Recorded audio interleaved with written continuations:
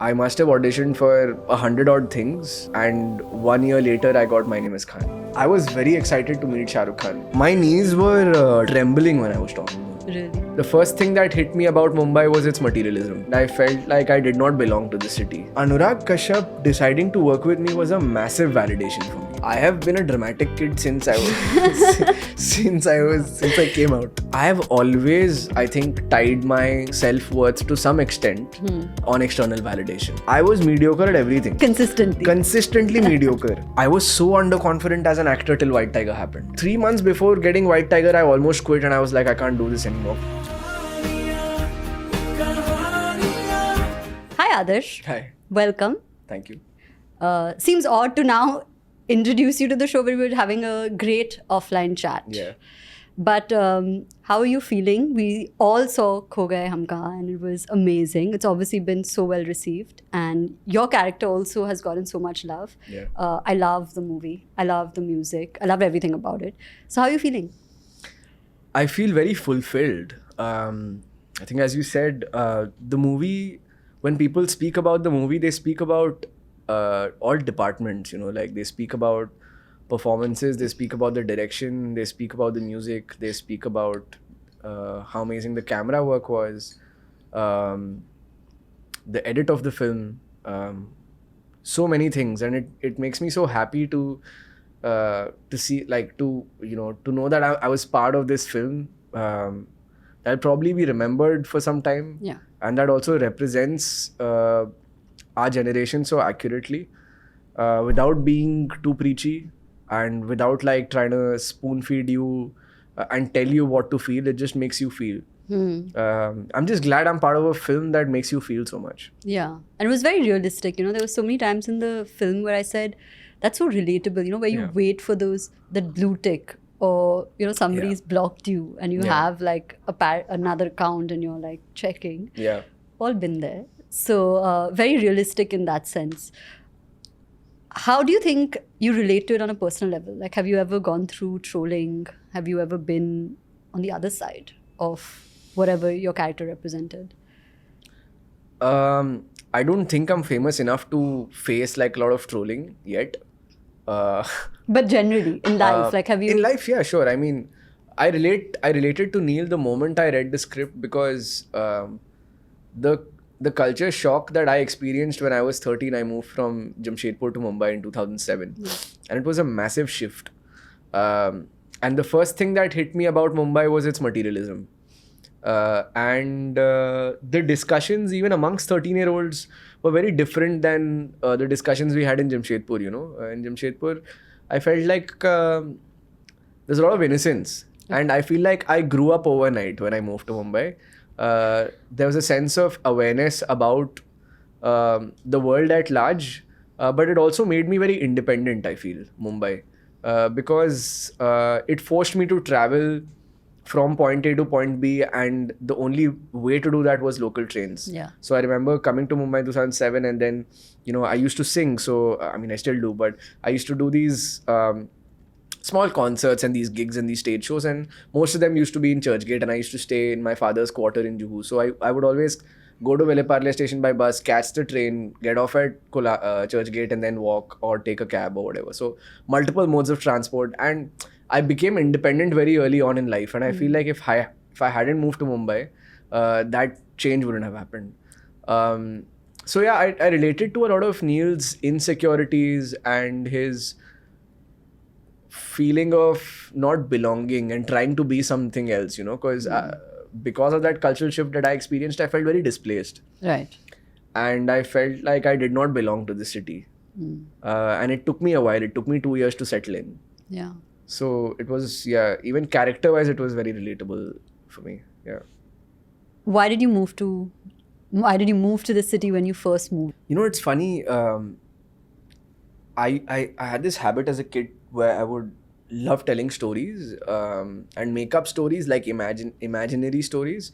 The purpose being just to entertain people and to see their reaction. So I would make up stories for my parents, make up stories for my friends. And one of those stories was that I'm going to be moving to Mumbai or Bangalore. And this was in 2005. I started Okay. I don't know where I got this idea. It was maybe watching Dil Chahta Hai or some film like that, and then thinking that, oh, it'll be so nice to like, grow up in Mumbai. And I just started telling my friends that, oh, I'm going to move to Mumbai or Bangalore. And none of this was in the plans because in late 2006, my father applied for a job here in Mumbai. And he got the job, and then he got the transfer, and he was getting transferred to a lot of places, even when he was in Jamshedpur, but we never moved to any of those places as a family. But when he got the position in Mumbai, we decided that it'll be nice for him to have a growth in his career, but also for me because I was pursuing classical music. Yeah. And my parents felt that, oh, there'll be more opportunities in Mumbai, and there's brighter prospects of him being a playback singer there. So we moved to Mumbai. So for my friends, it was always part of the plan. Yeah. But for me, I just manifested it in some way. Yeah. Because I had no way of knowing that my father was going to apply for a job 2 years later. Yeah. Right? And so we moved to Mumbai, and it was sudden, but it was also very, very exciting for me to be here, to be in a metropolis, and to see.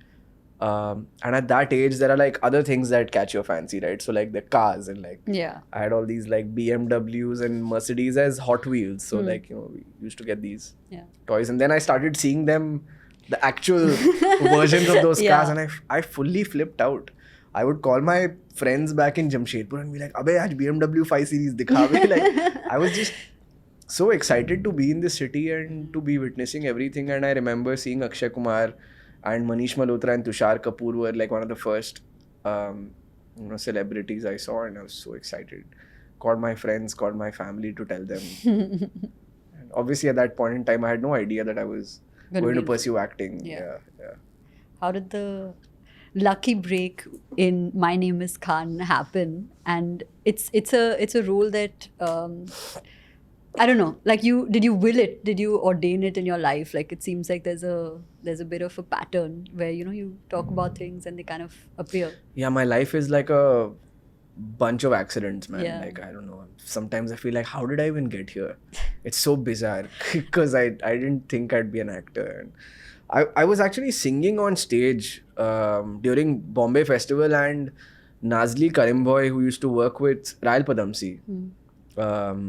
Rail Padamsi directs, she's Ali Padamsi's daughter. Yeah. So Nazli used to work for Rail Padamsi's company, and she saw me performing and she was like, "Do you want to act?" And I said, "Sure." And I was 13, and the only reason I said yes was probably because I wanted to see myself on television. Yeah. And then I went to Studio 90 and got 10 photos clicked for 10,000, for 3,000 bucks, 300 rupees a photo. And we just sent them across, and I started going for auditions. My mom would accompany me on the weekends, so it began as a hobby more than anything. Yeah.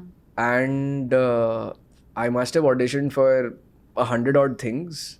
And 1 year later, I got My Name Is Khan. Wow. And I actually auditioned for Shah Rukh Khan's son's role in that. Yeah. Originally. Okay. Huh. But my father taught me how to do that scene, and I didn't get it. And I blamed him for it.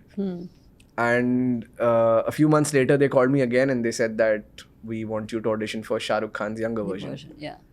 And my audition was to basically repair a chair. And I think they saw some facial similarity, I guess. I don't know. And I got the part. Yeah. What was the experience like? To somebody especially who's like, this has never been in my, that question that you get asked, what do you want to be in life? Yeah. Acting wasn't one of them. It wasn't, but funnily enough, when I was 10 and I was somebody in my colony who used to write for Dainik Jagran in Jamshedpur, and she asked me what I wanted to become. And I said actor, I don't know why. So I used to have this cutout of the article where it said, "Abhineta banne ki chahat rakhte hain Gaurav." It was a Dainik Jagran article from 2004. I don't know why I said I want to be an actor. I just said it. It's intuition, maybe. I don't know. Gut. It's bizarre. It's bizarre.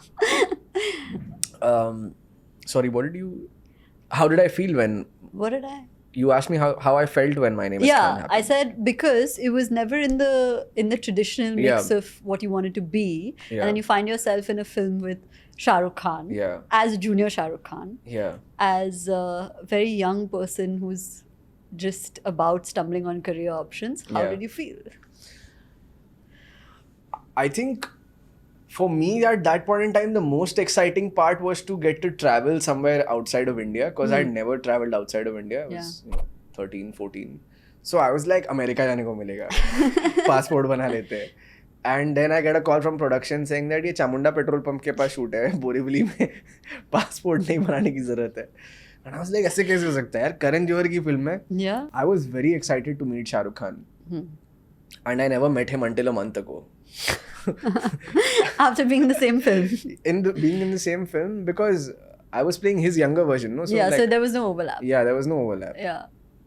And it was like a circus, honestly.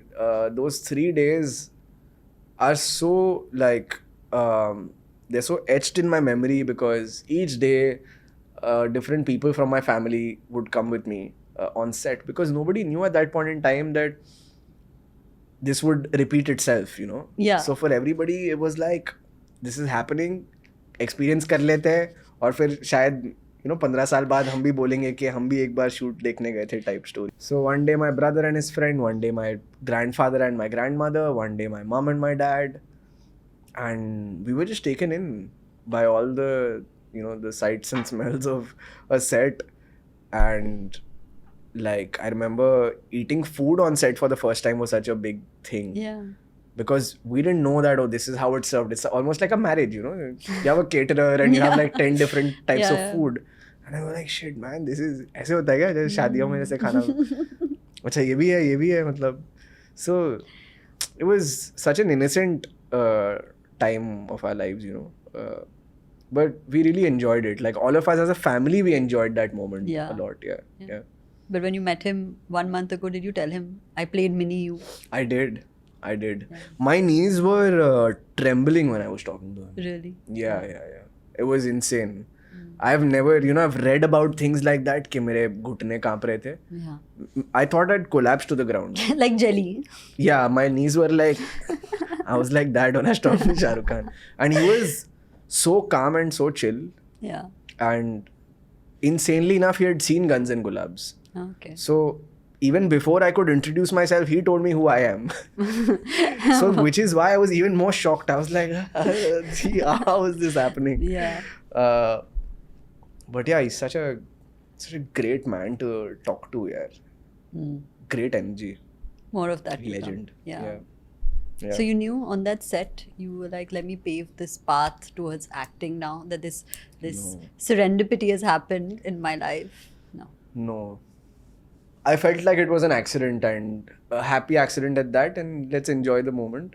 Move on. Maybe secretly I thought that, but you know, I didn't look anything like an actor. We didn't have any connection. So how would it even happen? It just felt like such a distant reality. कि हो गए एक बार गलती हो जाता है ऐसे. And then I started doing ads and stuff in college, in junior college and in degree. Yeah. So how did it happen? How did it become a career? So I started doing a lot of ads and stuff, but simultaneously I used to sing for a band called Oak Island. It was a progressive metal band, and for the longest time, all of us thought that after college we'll go to the US. And then I remember in final year college, I auditioned for a short film that Anurag Kashyap directed called Clean Shaven. So when I got that part, I was shook because I didn't watch a lot of films growing up. So commercial cinema never had any impact on me. I started watching cinema seriously with Anurag Kashyap films and Ram Gopal Verma films and Vikramaditya Motwane and Sriram Raghavan. So Anurag Kashyap deciding to work with me was a massive validation for me. Yeah. Because I was just like, I never took myself seriously as an actor before that. Yeah. Although I had done a feature film in my second year called Banana, that John Abraham had produced and Sajid Ali had directed. And I was playing one of the leads. It was a big feature film. We shot for it across 75 days. That also has a miraculous story because that was shot in Loyola, Jamshedpur, where I studied.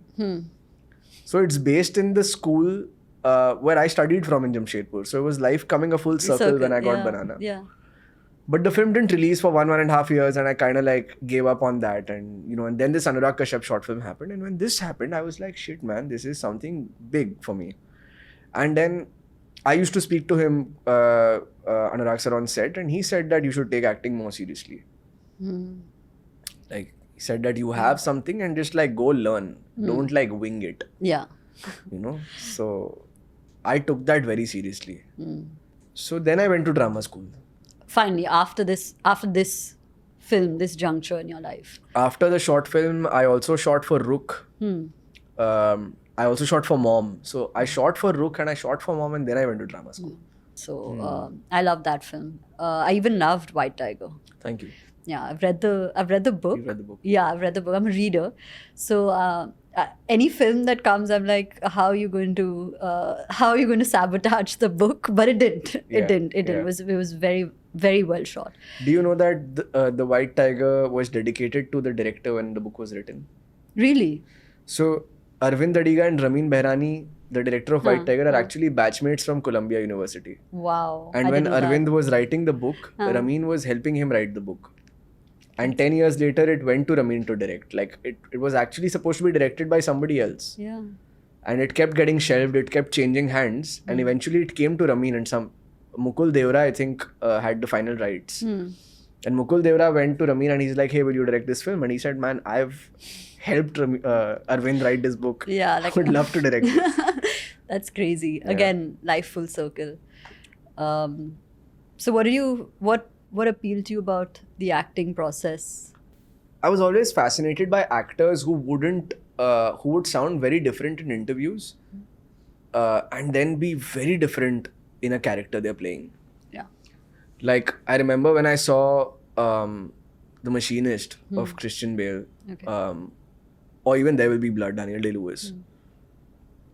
And then when I saw them in their interviews, I was like, how are these the same people? Yeah. So the process of transforming into something else really shook something within me. And I was very fascinated by that process.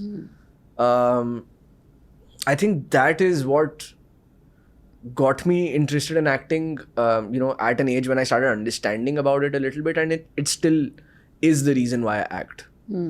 It's the process of becoming somebody else. Yeah. Yeah. The metamorphosis. Yeah. In a way, yeah. No, I believed it. Like, when I saw White Tiger especially, I completely believed that you were the character. Yeah. Yeah. Similarly with Kho Gaye Hum Kahaan. Like, it was a very distinct shift, right? How do you want it to be now? Like, when you go forward, what do you want your career to be like? Like, what excites you about cinema? I mean, I don't know. I don't have a plan as such about like what kind of characters I want to play, or I know there are some directors I really want to work with. I know that I want to direct myself and I want to produce myself. But I want to explore horror as a genre. Oh yeah. Yeah. Okay. Yeah, I'm a big horror fan, and I feel like we make very less good horror films. Especially in India. In India, though, that genre is only unexplored. How's everything on the personal front? Where are you in your mind space? How's your inner world, as they call it? I feel like the past few months have been a bit unsettled, and not as focused as I would like to be. Okay. So yeah. I was thinking of actually trying out Vipassana. Oh, I just went into silence. Oh, you did? Yeah. For like 5 How many days. I did 5 days. 5 days. Yeah. But it's amazing. It was life changing. Yeah, I feel like I need to connect with myself. And that's how I'm feeling internally. So, but have you ever been spiritual? Have you meditated? I meditate. Okay, you meditate. Yeah. Okay. Yeah. But like, I don't meditate intensely. I meditate for like 10 minutes, 15 minutes sometimes a day. Understood. Yeah. So, is that something that you want to definitely do as an actionable, or it's like just in... Meditate, you mean? No, Vipassana. Or connect with yourself. Yeah, no, I want to. Yeah. Because I feel like I haven't spent much time with myself in the last 1.5, 2 years. Right. Yeah. So it's always been like one thing to the other. Yeah. And I feel like there are some things that I need to like answer for myself and figure out a bit. Right. Yeah. And how are your relationships with your family? Is it fun for them to watch you ride this wave of success, where you're in these massive films and you're getting so much love? How is that Yeah. for them? I think so. I think they really enjoy it.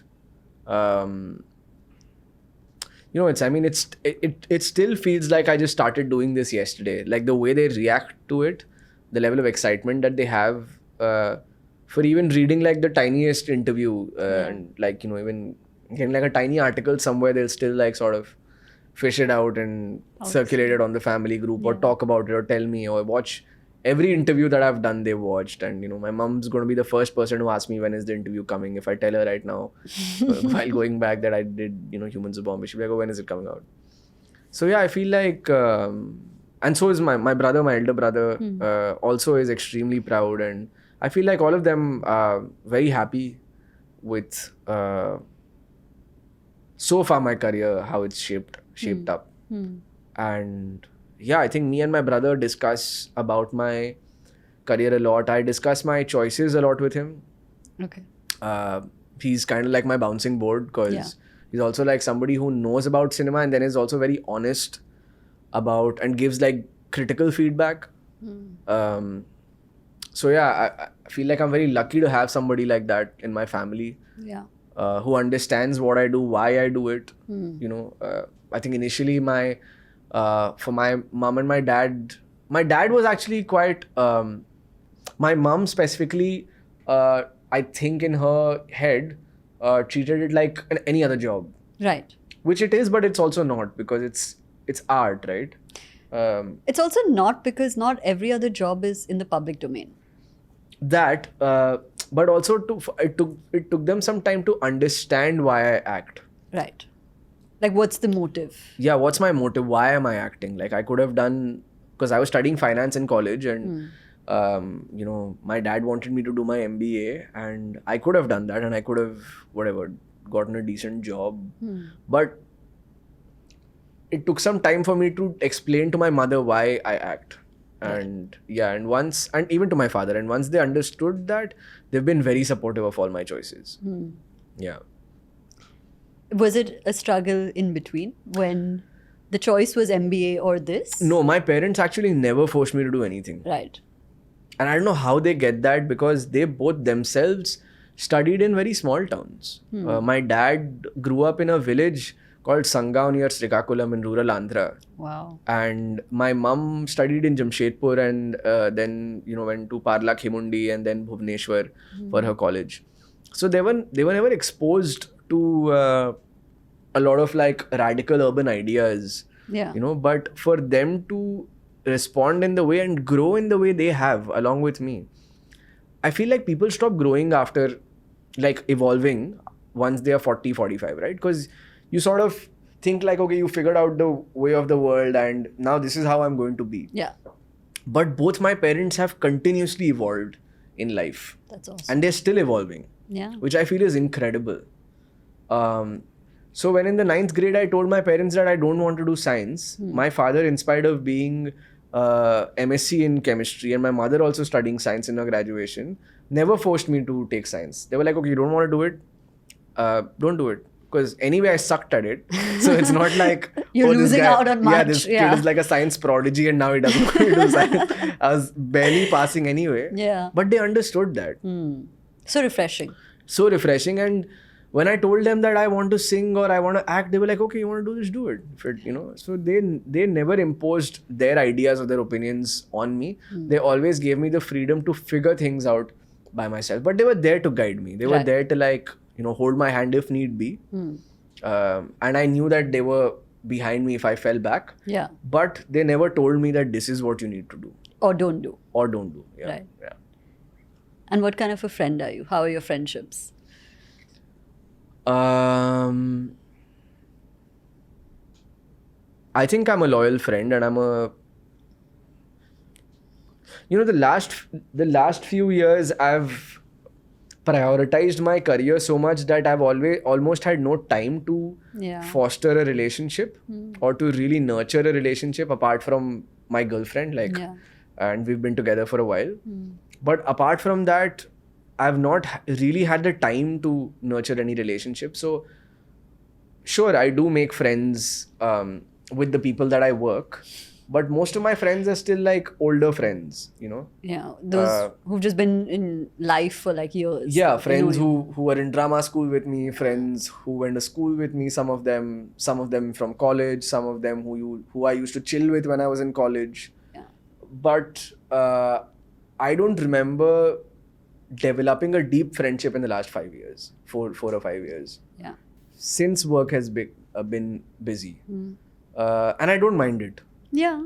That's Yeah. okay. Honestly, I feel like even if I have those 4-5 friends that I can genuinely count on and who can count on me, I feel like that's good.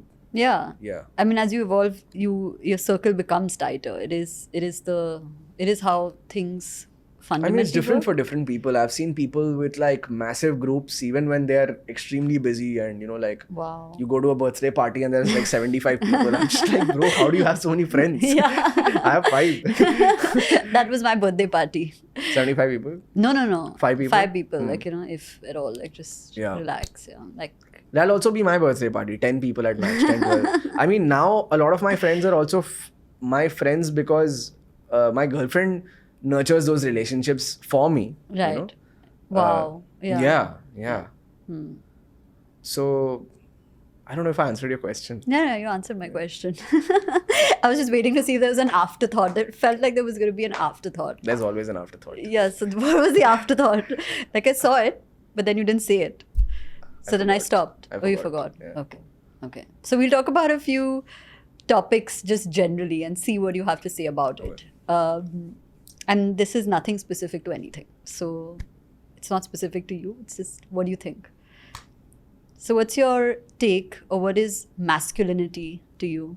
Because we've touched on so many Gen Z topics. Your film had a lot of subjects that are very relevant to Gen Z millennials. The concept of masculinity is very debated and spoken about. What is masculinity to you? To me, masculinity is being empathetic, being supportive,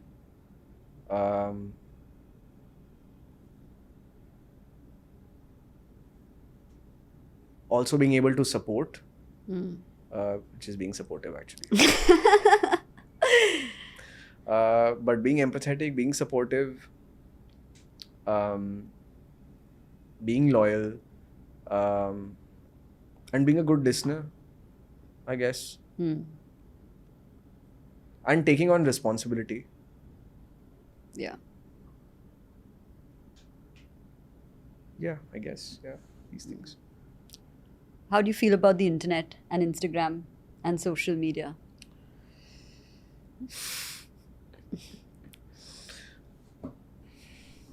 I feel like interestingly enough, today in the afternoon I was with Kabir off Yeah.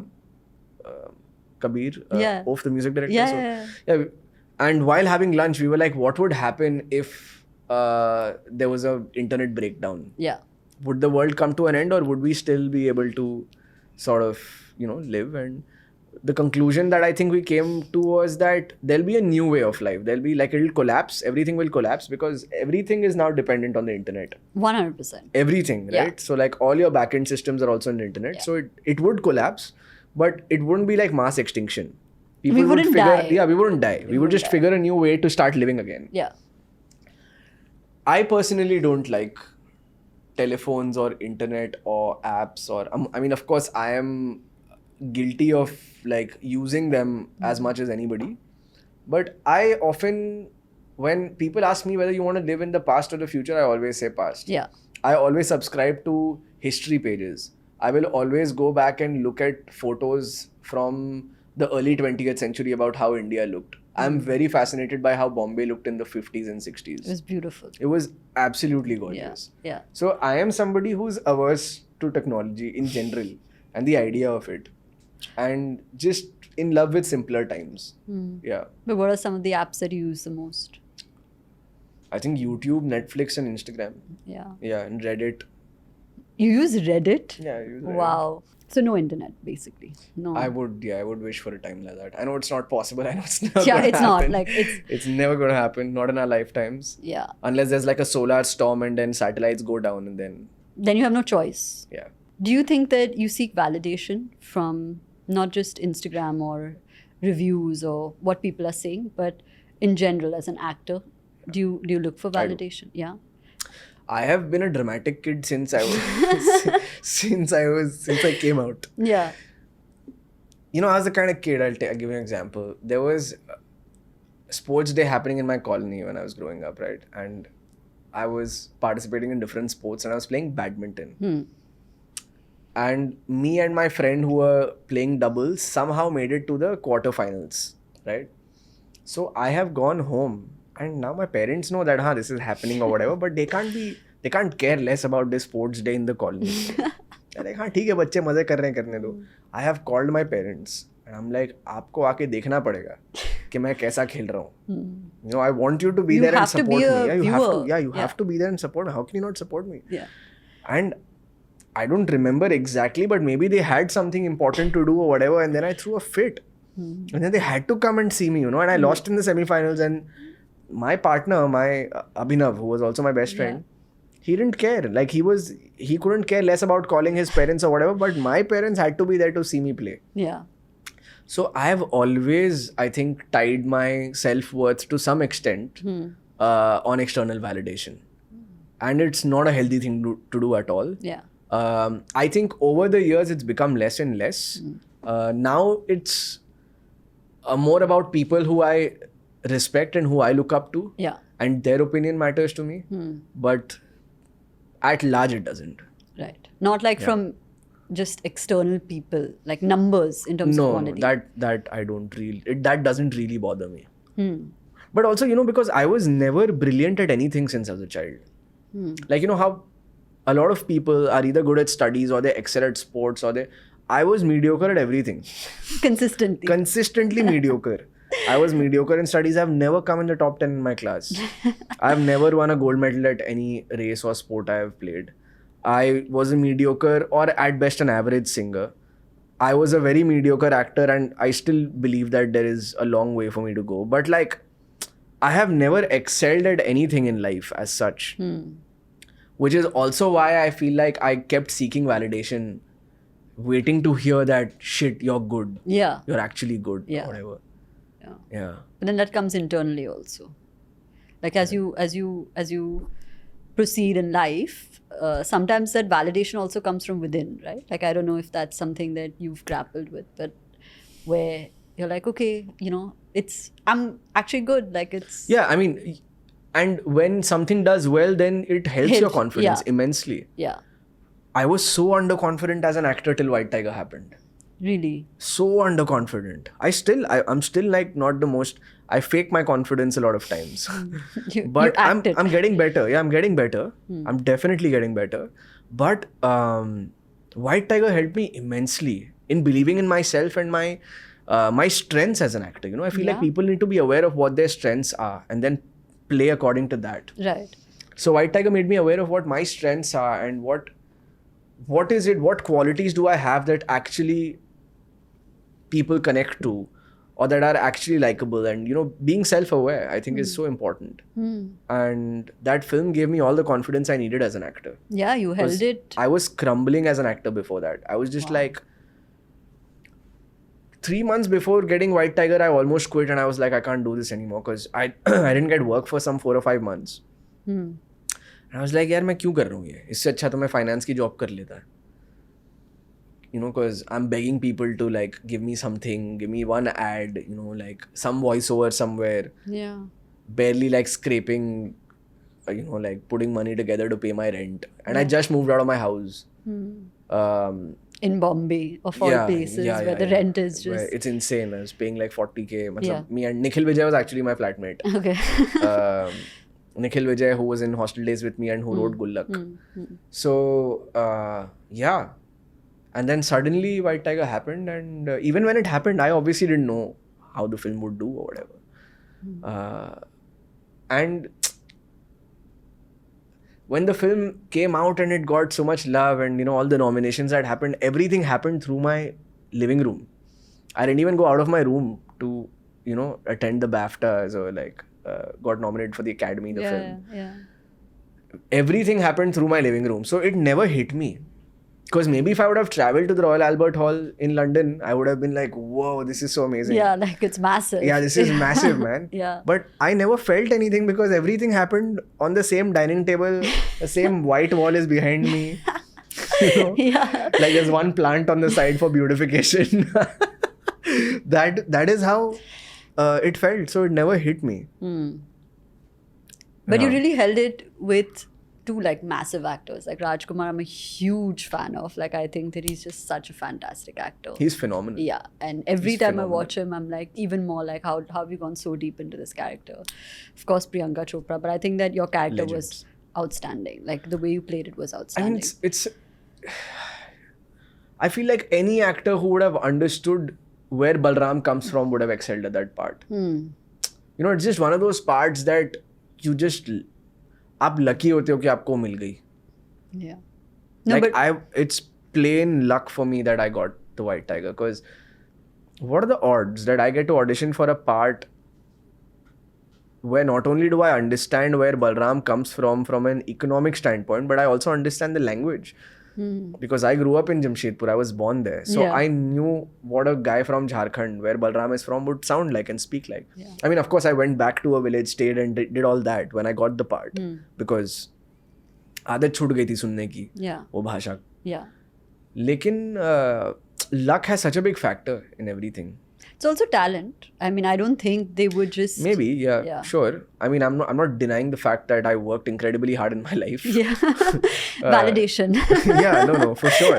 And I didn't accept that before, but I do accept it now. Yeah. That I do work hard for what I do, and I don't take it lightly. Right. Because I know that I'm not the most talented person, and if I don't work hard enough, it'll slip away. Right. Yeah. What is your take on love? Because there's so many definitions of love. There's like situationships and all the Gen Z terms that come into everything Right. that is everything but love. So what is your take on love? I feel love is a place where you have mutual respect. Where you learn and grow with each other. And it could be love between anybody, not necessarily like people in a relationship, but even between a father and a son, or a mother Yeah. and a daughter. And where you trust people.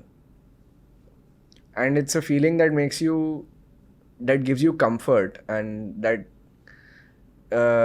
gives you and tells you what safety is. Where you can just be, where you don't have to and which is all forgiving. Yeah. Yeah. You can afford to fall and make a mistake and be forgiven for what you've done. Yeah, That is not love. held responsible. or Yeah, held- not been reprimanded and, Yeah. Yeah. Sure, you learn, but you are given multiple chances, I guess. Yeah. Brings me to my last question. Which I don't know is- if the multiple chances thing is true though. But what I meant to say was that it's a place of trust. It's safety. It's safety, yeah. Yeah. Like you're not going to be judged or how Yeah. can you do this? Yeah. That kind of space. Yeah. So through this entire journey of very many adventures and happy accidents, what would you say is the one mindset that's gotten you to sail through?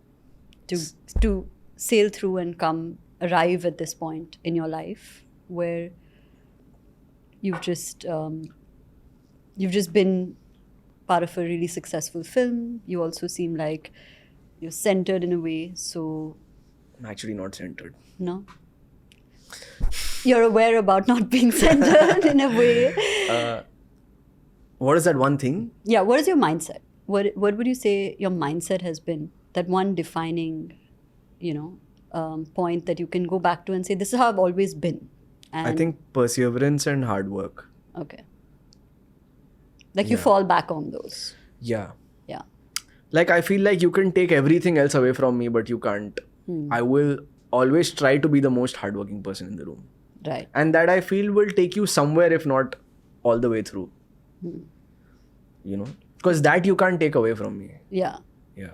Like you'll be further along than when you began with hard work and Somewhere. I'll get perseverance. somewhere with it. Yeah. Right. Yeah.